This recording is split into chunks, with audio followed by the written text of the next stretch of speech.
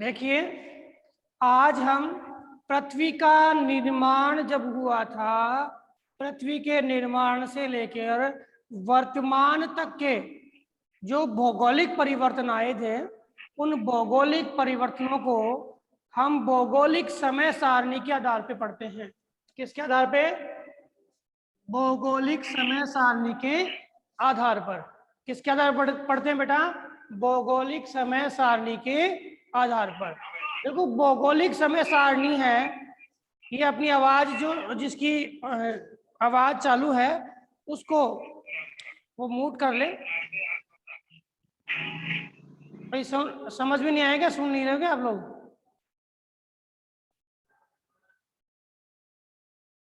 देखिए,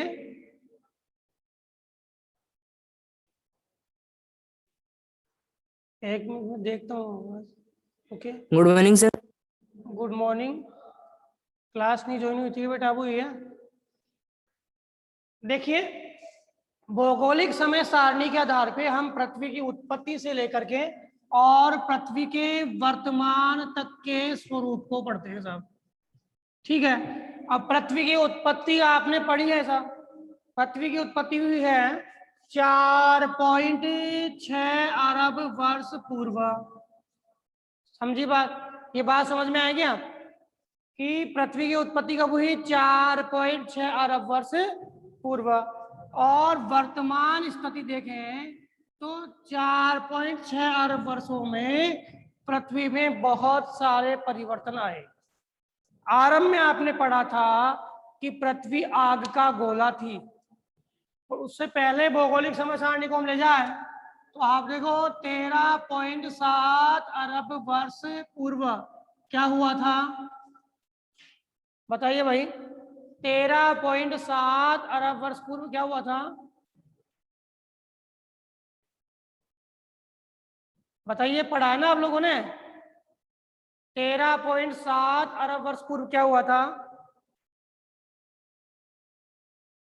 दिव्या, सोनू, निकिता, बताइए बेटा। अरे हमने पढ़ा नहीं क्या? जवाब नहीं आ रहा? मेरी आवाज नहीं आ रही क्या आप लोगों तक?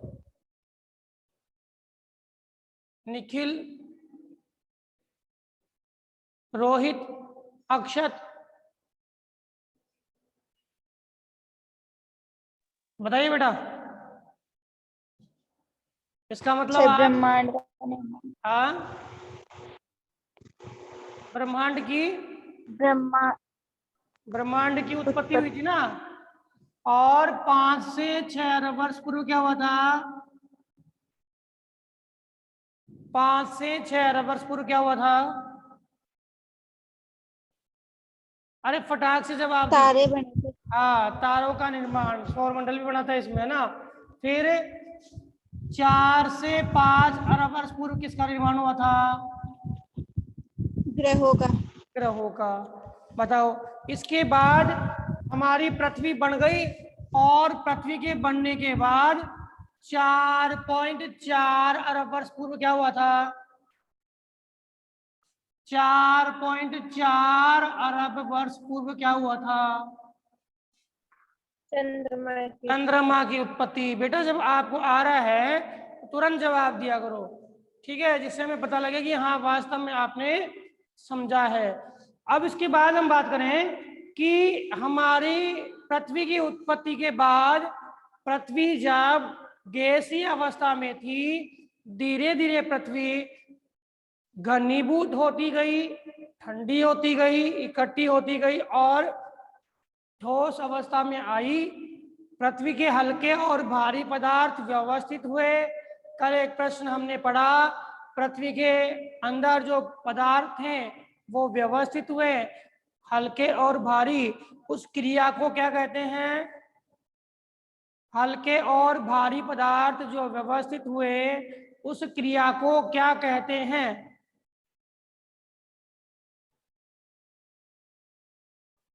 बताइए बेटा, क्या कहते हैं? अरे कल पढ़ा बेटा आपने विभेदन। विभेदन, विभेदन जो होता है वो हल्के और भारी पदार्थों का व्यवस्थितीकरण है। कहाँ पर? पृथ्वी में। किसमें? पृथ्वी में हल्के और भारी पदार्थों का क्या है? व्यवस्थितीकरण। ठीक है, विभेदन की प्रक्रिया 2 बार हुई ना। एक पहली बार पृथ्वी का निर्माण हुआ तब, और दूसरी बार कब हुई? दूसरी बार विभेदन की प्रक्रिया कब हुई? प्रिया कंवर, प्रिया कंवर। सर मैंने कल क्लास ही नहीं ली थी। क्लास नहीं ली? और जिसने कल क्लास ली थी? रोजाना क्लास लिया करो बेटा, रोजाना। आज मैं पढ़ाऊंगा, ये इंपॉर्टेंट प्रश्न है बेटा, ये इंपॉर्टेंट टॉपिक है। आप कंपटीशन लेवल पे जाओगे ऊपर तक, आप ग्रेजुएशन पोस्ट ग्रेजुएशन करोगे तब भी ये टॉपिक आएगा। कौन सा? आपकी geographical time scale. Geographical time scale यानी भौगोलिक समय सारणी। तो दूसरा विभाजन हुआ था बेटा, ये जो और थे क्लास लिए थे, चंचल, रोहित, बताइए। अरे दूसरा विभाजन कब हुआ था? जब चंद्रमा की उत्पत्ति हुई थी, एक बड़ा पिंड आके चंद्रमा से टकराया था, तब क्या हुआ था बेटा? दूसरा विभेदन हुआ था। अब हम बात करते हैं पृथ्वी। अब ध्यान से समझो इसे, बुद्ध की तरह बैठे तो समझना है ही नहीं, प्रश्न करना ही नहीं है आपको, फिर पढ़ने से क्या मतलब रहा? देखो, हमारी पृथ्वी है, उसकी उत्पत्ति से लेके और वर्तमान तक के जो समय है उसको हमने इरा यानी कल्प, युग और काल में डिवाइड किया है। कल्प, युग और काल में डिवाइड किया है। सबसे पहले हम बात करें तो हमने इसको 5 कल्पों में डिवाइड किया है। 5 कल्पों में डिवाइड किया है, जिसमें 2 कल्प आज पढ़ेंगे। सबसे पहले आद्य कल्प है, दूसरा कल्प है पुराजीवी कल्प है, तीसरा कल्प है मध्यजीवी कल्प है, चौथा कल्प है नवजीवी कल्प है, और 5वां कल्प है नवजीवन कल्प है। 5वां कल्प कौन सा है? नवजीवन कल्प या नूतन कल्प। कितने कल्प हो गए? 5 कल्प। पहला आद्य, पुरा, मध्य, नवजीवी या नवजीवन या नूतन कल्प। कितने हो गए? 5 कल्प हो गए। इन 5 कल्पों को हमने 4 युगों में बांटा है। पहला युग पुराजीवी में है, दूसरा युग आपके मध्यजीवी में है, तीसरा युग है आपके नवजीवी में है, और चौथा युग है वो नूतन कल्प में है। किसमें है? नूतन या नवजीवन कल्प में है। वर्तमान में कौन सा युग चल रहा है? चौथा युग चल रहा है। कौन सा युग चल रहा है वर्तमान में? चौथा युग चल रहा है। फिर इनको हमने अलग अलग आधारों पर, इनको अलग अलग कालों में डिवाइड किया है, सभी युगों को। अब बताइए, युग कितने? युग कितने? 4। और कल्प कितने? 5। कल्प कितने बेटा? अरे कल्प कितने? 5। ठीक है, पहले आद्य, पुरा, मध्य, नवजीवी और नूतन। अब सबसे पहले हम देखते हैं आद्य कल्प। आद्य कल्प जो है पृथ्वी की उत्पत्ति से लेकर और 57.5 करोड़ वर्ष तक, यानी पृथ्वी की उत्पत्ति हुई 4.6 अरब से लेके 57.5 करोड़ वर्ष तक कौन सा था बेटा? आद्य कल्प था। इस आद्य कल्प को 2 कालों में बांटा गया। 2 कालों में बांटा गया। एक काल तो बेटा आर्कियन, एक काल तो कैसा है? आर्कियन क्रम। कौन सा है? आर्कियन। आर्कियन क्रम का मतलब है जो सबसे पहले चट्टानी भाग निर्मित हुआ, ठीक है, वो आर्कियन क्रम है। और इसका कोई काल निर्धारित नहीं है, ये अत्यंत प्राचीन है, अत्यंत प्राचीन है। आर्कियन क्रम है जो क्या है? अत्यंत प्राचीन है। इसके बाद जीवाश्मों का पूर्ण अभाव था। किसमें भाई? आर्कियन क्रम में कोई जीवाश्म नहीं थे, किसी प्रकार के जीवाश्म आर्कियन क्रम में नहीं थे। इस कारण से इस काल को क्या बोलते हो बेटा? प्रागजैविक काल। आर्कियन क्रम को कौन सा काल कहते हैं? प्राग जैविक काल। आर्कियन क्रम का काल का नाम क्या है? प्राग जैविक काल। यानी इसमें किसी प्रकार के जीवाश्मों का रूप नहीं था, ये आरंभी था। ये पृथ्वी का क्या था? आरंभी था। और इस आरंभ में आपके सबसे पहले तो क्या हुई थी? कार्बन डाइऑक्साइड की उत्पत्ति हुई। यानी जो आपका काल था Precambrian, Precambrian, Archaean क्रम और प्री कैम्बियन क्रम में आपके देखो 57.5 करोड़ वर्ष तक कौन सा क्रम था बेटा? प्री कैम्बियन क्रम था, जिसमें देखो इस दोनों में पृथ्वी की उत्पत्ति हो गई थी। पृथ्वी की उत्पत्ति के बाद वायुमंडल का निर्माण हुआ। इसमें सबसे पहले गैस कौन सी आई थी? CO2, कार्बन डाइऑक्साइड गैस है, वो सबसे पहले आई। कौन सी गैस आई बेटा? कार्बन डाइऑक्साइड गैस सबसे पहले आई। फिर वायुमंडल के निर्माण के साथ साथ किसका निर्माण हुआ? जलमंडल का। और जलमंडल में महाद्वीप व महासागरों का निर्माण हुआ। महाद्वीप और महासागरों का निर्माण हुआ। तो महाद्वीप तो क्या बने बेटा? स्थलखंड। और महासागर क्या बने? जलखंड। अब जो महासागर बने बेटा, इनकी उत्पत्ति बताई जाती है 3.8 करोड़ वर्षों पूर्व। जो आपके महासागर जो बने वो कब बने? अरे महासागर कब बने? 3.8 करोड़ वर्षों पूर्व। 3.8 अरब वर्ष पूर्व। करोड़ नहीं बेटा, 3.8 अरब वर्ष पूर्व, क्योंकि हम बात कर रहे हैं 57.5 करोड़ पहले की। 3.8 अरब वर्ष पूर्व तो किसका निर्माण हुआ? महासागरों का और महाद्वीपों का निर्माण हुआ। इसके साथ साथ ही आपके वायुमंडल का निर्माण भी हो गया। और इसी क्रम में मैं बात करूं तो इसी क्रम में आपके जो समुद्र क्षेत्र में ब्लू ग्रीन एल्गी वगैरह जो शैवाल है उनकी भी उत्पत्ति हो गई थी। सबसे मेन बात तो क्या है, हमारे भारत की दृष्टि से हम पढ़ रहे हैं तो अरावली पर्वत श्रृंखला, अरावली पर्वत श्रृंखला नाम सुना हुआ है। अरावली पर्वत श्रृंखला कहाँ पर है भाई? बताइए बेटा। अरे पहले पढ़ा है या पहले अपने 11th में आ गए सीधे ही? अरावली पर्वत श्रृंखला पढ़ी तो है आप लोगों ने?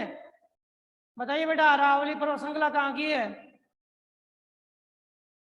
जितने भी क्लास में स्टूडेंट जुड़े हुए हैं, वो कोई भी स्टूडेंट है बता दीजिए अरावली पर्वत श्रृंखला कहाँ से जुड़ी हुई है? चंचल, निकिता, नाम नहीं लेना पड़े।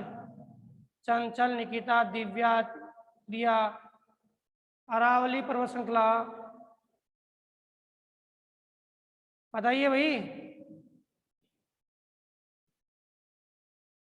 भाई ये क्लास एक बार अपने वीडियो ऑन कीजिए भाई। क्लास ले रहे हो क्या आप लोग? सारे स्टूडेंट वीडियो ऑन कीजिए अपना।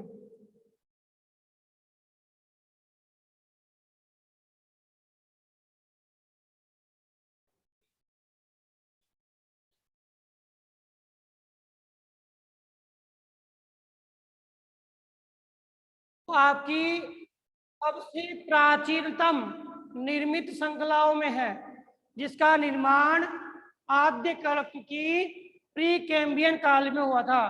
तो आपको प्रश्न आ जाता है कई बार कि अरावली पर्वत श्रृंखला किस काल में बनी? तो प्री कैम्बियन काल में बनी। कौन से काल में बनी? प्री कैम्बियन काल में बनी। ठीक है। अरावली पर्वत श्रृंखला की स्थिति है राजस्थान के मध्य से, राजस्थान के मध्य से। यह राजस्थान को पश्चिमी राजस्थान और पूर्वी राजस्थान में डिवाइड करती है।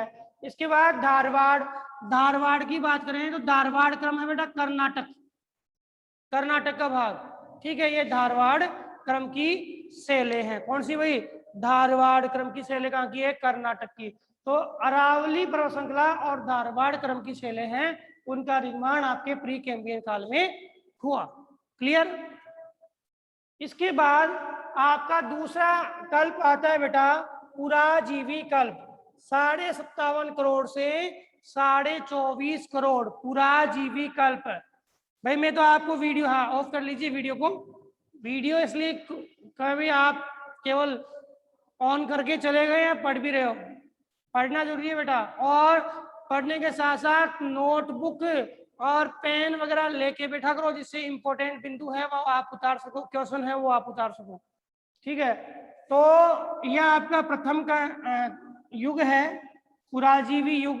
पुराजीवी कल्प का जो है उसको हम पहला युग कहते हैं।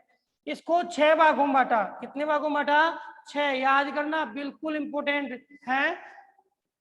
एक तो प्री कैम्बियन, इसके बाद कैम्बियन, ऑर्डोविशियन, सिलुरियन, डिओयन, कार्बोनिफेरस और Permian. Cambrian, Ordovician, Silurian, Devonian, Carboniferous और पर्मियन। सबसे इंपॉर्टेंट है ये। कार्बोनिफेरस का नाम तो आपने कई बार सुना होगा। कार्बोनिफेरस, कार्बोनिफेरस युग वही है जिसमें जीवाश्मों की अधिकता पाई गई। सर्वाधिक जीवाश्म आपको देखने को मिले, कौन सा है भाई? कार्बोनिफेरस। ठीक है, सबसे पहला काल है बेटा कैम्ब्रियन काल, 57.5 करोड़ से लेके और 50 करोड़, लगभग 7 करोड़ वर्ष। कितने करोड़ वर्ष बेटा? लगभग 7 करोड़ वर्ष का ये काल था। इसमें क्या हुआ? स्थल भाग थे, उन भागों ने स्थल भाग थे, स्थल भागों पर समुद्रों का अतिक्रमण हो गया। कहने का मतलब समुद्रों का विस्तार हुआ। क्या हुआ? समुद्रों का विस्तार हुआ। समुद्रों का विस्तार हुआ तो कई जो स्थलीय भाग थे, कई महाद्वीप थे, कई द्वीप थे। जैसे अमेरिका महाद्वीप था, लगभग जलमग्न हो गया। कई छोटे छोटे द्वीप थे, वो भी क्या हो गए? जलमग्न हो गए। तो स्थल भागों पर समुद्रों का अतिक्रमण हुआ, जिससे अधिकांश थे स्थल भाग वो क्या हो गए? जलमग्न हो गए। और इसी काल में सबसे इंपॉर्टेंट बात बेटा, अवसादी सेलों का निर्माण होता है। तो आप बिल्कुल ध्यान से समझना इस चीज को कि अवसादी सेल क्या होती है। जब कोई सेल जिसमें प्राय विखंडन होता है मूल सेल में, और उसके कचरे या अवसाद जम जाते हैं, और उसके कारण कौन सी सेल का निर्माण होता है? अवसादी सेल का निर्माण होता है। कौन सी सेल का? अवसादी सेल का निर्माण होता है। अवसादी का मतलब होता है चट्टानों के टुकड़े, चट्टानों के अवसाद एक जगह इकट्ठे हो जाते हैं, ताप और दाब में अंतर के कारण ये पुनः एक परतनुमा रूप में आ जाते हैं, उसे हम अवसादी सेल कहते हैं। फिर से बात करें भारत की, तो विंध्याचल पर्वत श्रृंखला का निर्माण इसमें हुआ। कौन से में? आपके कैम्ब्रियन काल में विंध्याचल पर्वत श्रृंखला का क्या हुआ? निर्माण हुआ। कौन से काल में बेटा? कैम्ब्रियन काल में। कौन सी पर्वत श्रृंखला बनी? विंध्याचल पर्वत श्रृंखला। और इसके बाद वनस्पति और जीवों की उत्पत्ति हुई। कैसे जीव भाई? रेंगने वाले जीव, रेप्टाइल्स। और ये भी कहां पर हुई बेटा? ये भी आपके समुद्रों में ही हुई। कहां पर हुई? समुद्रों में। यानी वनस्पति और रेंगने वाले जीवों की उत्पत्ति। वनस्पति में कौन सी? जो शैवाल वगैरह है उनकी उत्पत्ति हुई, वो भी कहाँ हुई? समुद्रों में। कौन से काल की बात कर रहा हूं मैं? कैम्ब्रियन काल की। फिर आपके आता है ऑर्डोविशियन काल, 50.5 से लेके 43.8, लगभग ये भी 6-7 करोड़ वर्ष चला। रीढ़ के विहीन जीव है, यानी रेप्टाइल्स, इनकी उत्पत्ति और इनका विकास हुआ। स्थल मंडल अभी भी क्या था? जल से विहीन था।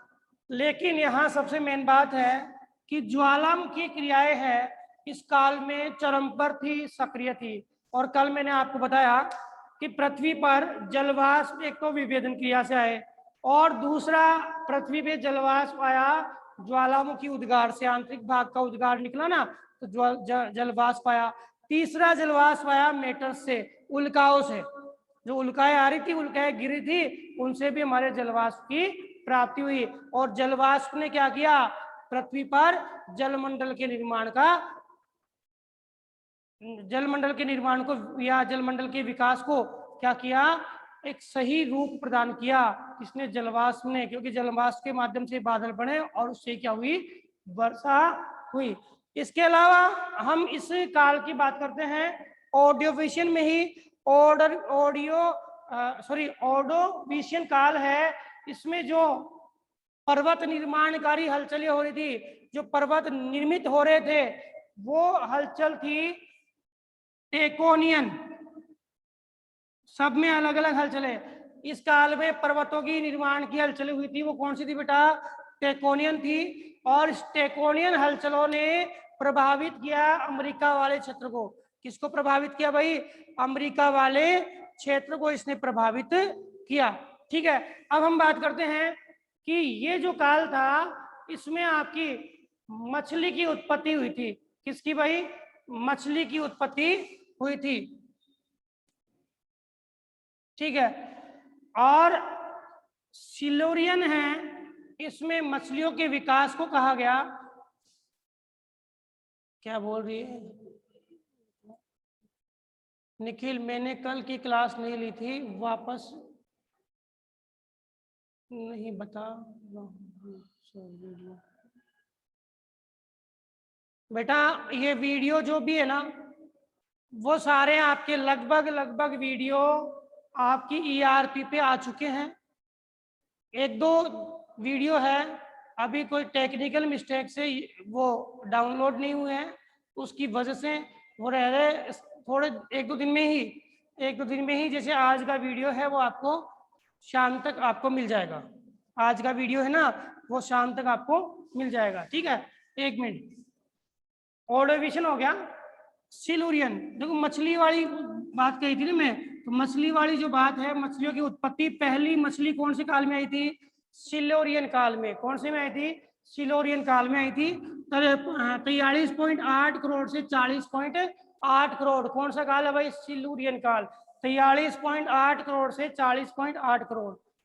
इसमें क्या हुआ था? सर क्या बेटा? सर पहली मछली तो ऑर्डोविशियन काल में आई थी ना? नहीं, ऑडियोविजन में बाय मिस्टेक था। ऑडियोविजन में मछली नहीं आई थी बेटा। देखो मछलियों के लिए दो ही काल प्रमुख है। सबसे पहले कई किताबों में मिला है, वो मतलब नहीं है, हम ऑथेंटिक बुक का ही पढ़ रहे हैं। मछली जो है वो आपके सिल्यूरियन में आई है। सिल्यूरियन और फिर डिवोनियन। डिवोनियन में मछलियों का विकास चरम पर था, इसलिए डिवोनियन काल को हमने मत्स्य काल कहा। कौन से काल को? डिवोनियन काल को आप क्या कहा? मत्स्य काल कहा। पहली मछली के बारे में आपकी बुक में, इसमें ऑडियोविजन में दिया हुआ है पहली मछली। आप किताब से देख रहे होंगे बेटा, पहली मछली के बारे में ऑडियोविजन में कहा गया। लेकिन जो ऑथेंटिक और जो आपकी बुकें आती है, NCERT मानते ऑथेंटिक है, लेकिन कई बुकें इसको नहीं मानती है। हम बात करें तो पहली मछली आई, लेकिन मछलियों की उत्पत्ति के बारे में सबसे पहले सिल्यूरियन काल में कहा गया। कौन से काल में? सिल्यूरियन काल में मछलियों की उत्पत्ति के बारे में कहा गया। पहली मछली आपने देखा ऑडियोविजन में, पहली मछलियों को बता रखा है NCERT में। ठीक है, ठीक। इसलिए कि इसके बाद मछलियों की उत्पत्ति जो है वो किस में हुई? सिल्यूरियन में। कौन से काल में? सिल्यूरियन में। और सिल्यूरियन में क्या हुआ? पत्तियां विहीन पौधे हुए। पत्तियां विहीन पौधे कहां पर थे? ये ऑस्ट्रेलिया में। पत्तियां नहीं थी जिन पौधों के, वो पौधे सबसे पहले कहाँ आए? ऑस्ट्रेलिया में आए। और यहां पर देखें इसी काल में रीढ़ वाले जीव जो समुद्र में ही आए, लेकिन वो कौन से काल में आए थे? सिल्यूरियन काल में। रीढ़ वाले जीव कौन से काल में आए थे? सिल्यूरियन काल में। इसके अलावा ऑडियोविजन में याद रखना, ऑडियोविजन में होने वाली पर्वत निर्माणकारी हलचलें कौन सी थी? टेकोनियन। और सिल्यूरियन में होने वाली पर्वत निर्माणकारी हलचलें थे कैलोडियन। कौन सी थी बेटा? कैलोडियन। कौन सी थी? कैलोडियन। ये कैलोडियन कौन से में हुई? सिल्यूरियन में। इसके बाद आता है डिवोनियन काल। डिवोनियन काल का समय है 40.8 से 36 करोड़, लगभग ये काल चला 4 करोड़ वर्ष। कितना चला? 4 करोड़ वर्ष। इसमें आपके कौन सी हलचलें हुई बेटा? कैलोडियन हलचलें। कैलोडियन हलचलें हुई। स्टार्ट तो वो कहाँ हो गई थी? ये स्टार्ट तो सिल्यूरियन में हो गई थी, लेकिन ये कैलोडियन हलचलें हैं, इनसे ऊंची ऊंची पर्वत श्रृंखलाओं का निर्माण है। वो कौन से काल में हुआ? डिवोनियन काल में। इसके अलावा देखो बेटा, सार्क मछली की उत्पत्ति ही वो कौन से काल में हुई? डिवोनियन काल में। मछली आप एनसीईआरटी के अकॉर्डिंग माने हम तो मछली पहली आ गई, लेकिन मछलियों के विकास की बात करें तो आपके सिल्यूरियन में, और मछलियों का जो विकास चरम पे था वो कौन से में था? आपके डिवोनियन में। तो मछली यहां से आपके ऑर्डोविशियन से मछली आई, ठीक है, और विकास हुआ, चरम विकास इसमें हुआ। तो मत्स्य युग किसको कहेंगे? डिवोनियन काल को मत्स्य युग कहेंगे। कौन से काल को? डिवोनियन काल को क्या कहेंगे बेटा? मत्स्य युग कहेंगे। अब आ जाती है कार्बोनिफेरस, सबसे इंपॉर्टेंट काल है कार्बोनिफेरस। ध्यान दीजिए, 36 करोड़ से 28 करोड़, लगभग 8 करोड़ के लगभग ये चला काल। और इसमें आर्मेनियन हलचलें हुई। आर्मेनियन हलचलें जो है, ये हलचलें भी पर्वत निर्माणकारी हलचलें हैं। कौन सी भाई? पर्वत निर्माणकारी हलचलें हैं। और ये हलचलें देखो, इस काल में जो हलचलें हुई कैलोडियन वगैरह, इन हलचलों ने तो प्रभावित किया पश्चिमी भाग यानी अमेरिका वालों को, ठीक है। और आर्मेनियन हलचल हुई, इन्होंने भी पश्चिमी भाग यानी आपके फ्रांस यानी यूरोप के प्रदेशों को इसने क्या किया? प्रभावित किया। कौन सी हलचलों ने? आर्मेनियन हलचलों ने यूरोप को क्या किया? प्रभावित किया। और इस काल में आपके रेंगने वाले जीवों की उत्पत्ति हुई। कहां पर हुई? स्थल में रेंगने वाले जीवों की उत्पत्ति कौन से काल में हुई? कार्बोनिफेरस काल में। बड़े विशाल वृक्ष कौन से काल में बने? बड़े विशाल वृक्ष कौन से काल में बने बेटा? कार्बोनिफेरस काल में। कौन से में? कार्बोनिफेरस काल। जीवाश्मों की अधिकता कौन से काल में? कार्बोनिफेरस काल। जीवाश्मों की अधिकता कौन से काल में? कार्बोनिफेरस काल। कौन से काल में बेटा? कार्बोनिफेरस काल। और यहाँ हमने एक नाम सुना है, गोंडवाना क्रम। कौन सा क्रम बेटा? गोंडवाना क्रम। और गोंडवाना क्रम में देखें तो भारत का दक्षिणी भाग आता है। कौन सा भाग आता है? दक्षिणी भाग। गोंडवाना क्रम में कोयले की उत्पत्ति हुई। कोयले की उत्पत्ति कौन से क्रम में मानी जाती है? गोंडवाना क्रम में, हालांकि टर्सरी है उसमें मानी जाती है। तो गोंडवाना क्रम का जो कोयला है, इस गोंडवाना क्रम के जो है चट्टाने हैं, उनकी उत्पत्ति भी कौन से काल में हुई? आपके कार्बोनिफेरस काल में। कौन से काल में हुई? कार्बोनिफेरस काल में। तो कार्बोनिफेरस काल से कुछ याद रखना है क्या? एक तो कोयले के निक्षेप, प्रश्न आ गया बेटा, कोयले के निक्षेप वाला काल कौन सा है? कोयले के निक्षेप वाला काल कौन सा है? तो कोयले के निक्षेप वाला काल गोंडवाना क्रम है और कार्बोनिफेरस काल है। कौन सा काल है? कार्बोनिफेरस। आर्मियन हलचलें किसको प्रभावित कर रही है? ब्रिटेन को, फ्रांस को, ठीक है। बदलाव हो रहा है वहां पे। रेंगने वाले जीव जो स्थल भाग में आए वो कौन से काल में आए? कार्बोनिफेरस काल में। इसके अलावा बड़े वृक्षों की उत्पत्ति कौन से काल में हुई? कार्बोनिफेरस काल में। तो सबसे इंपॉर्टेंट आ गया कार्बोनिफेरस काल। ऑर्डोविशियन पहली मछली एनसीईआरटी। सिल्यूरियन मछलियों की विकास की बात की गई, और डिवोनियन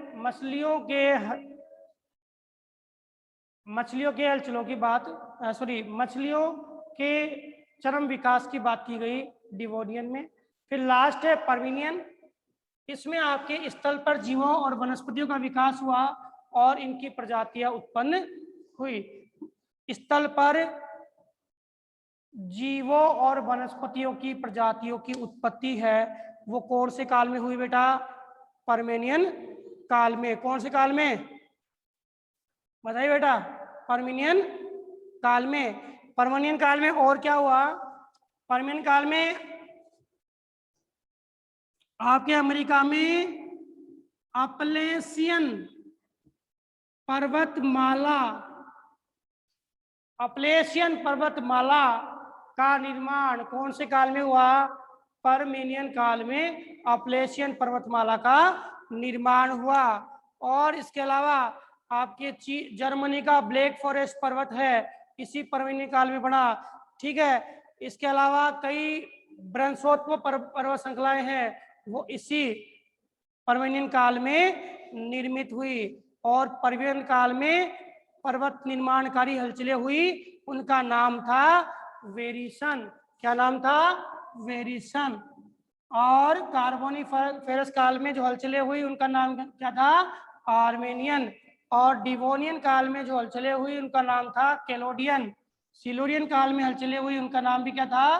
कैलोडियन। और ऑर्डोविशियन काल में जो हलचलें हुई उनका नाम था टेकोनियन। क्या नाम था? टेकोनियन। तो हमने दो कल्प पढ़े हैं। कितने कल्प पढ़ लिए हैं? 2 कल्प। समझ में आया क्या बेटा? समझ में आया क्या? ये आप वीडियो जब लोड हो जाएगा 2-3 बार आप देखोगे तब ये चीज आपको समझ में आ जाएगी। कैम्ब्रियन काल, ऑर्डोविशियन, सिल्यूरियन, डिवोनियन, कार्बोनिफेरस और पर्मिनियन। कहाँ तक है लास्ट? 24.5 करोड़। 24.5 करोड़ तक आपका कौन सा कल्प है? पुराजीवी कल्प है। ओके बेटा, कोई प्रश्न करना है यहाँ से? मछली वाला दोबारा बताओ बेटा मछली की बात है तो मछली का जो काल है वो ऑर्डोविशियन काल है। इसमें पहली मछली की उत्पत्ति बताई गई है अकॉर्डिंग टू एनसीईआरटी, पहली मछली। लेकिन जो मछलियां हैं उनके विकास की बात करें तो मछलियों का विकास आरंभ हो गया था सिल्यूरियन काल में। कौन से काल में? सिल्यूरियन काल में। लेकिन मछलियों की कई सारी प्रजातियां जो विकसित हुई, आज विश्व में देखें तो मछलियों की 3 लाख से भी ज्यादा प्रजातियां है। 3 लाख से भी क्या है? ज्यादा प्रजातियां है। और चरम पे इनका विकास हुआ वो कौन से में हुआ? डिवोनियन में। कौन से में हुआ? डिवोनियन में। इसलिए आप इस डिवोनियन को क्या बोलोगे? मत्स्य युग, फिश एज। किसको बोलेंगे? डिवोनियन को। और बताइए बेटा, और कोई प्रश्न है?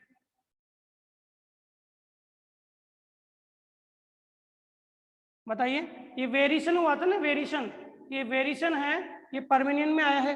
ठीक है, अब वेरिएशन में क्या हुआ? जलवायु है वो बदलने लगी। जलवायु क्या होने लगी? शुष्क होने लगी। कैसी होने लगी? जलवायु शुष्क होने लगी। कौन से में? वेरिएशन की बात कर रहे हैं। वेरिएशन कौन से में आया? पर्मिनियन में। ठीक है, और बताइए बेटा। पर्मिनियन ऐसा था रेंगने वाले जीवों की अधिकता। और एक चीज और रह गई क्या? इसमें ही आपके उभयचर आ गए थे। उभयचर पर्मिनियन में कौन से आ गए थे? उभयचर। ठीक है, उभयचरों की उत्पत्ति तो इसमें हो गई थी। कौन से में? आपके डिवोनियन में। लेकिन उभयचरों का विकास है वो कौन से में हुआ था? पर्मिनियन में। ओके, उभयचरों का विकास कौन से में हुआ था बेटा? पर्मिनियन में। ठीक है निखिल, निखिल समझ में आएगा?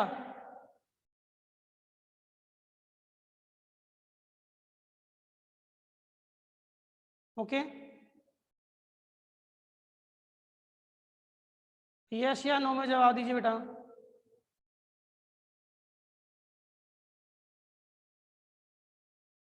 Thank you. अरे 1 मिनट, समझ में आ गया कि यस या नो में जवाब दीजिए बेटा। चंचल, Sonu. Yes sir. Okay, yes sir. Thank you. Yes sir. Yes sir.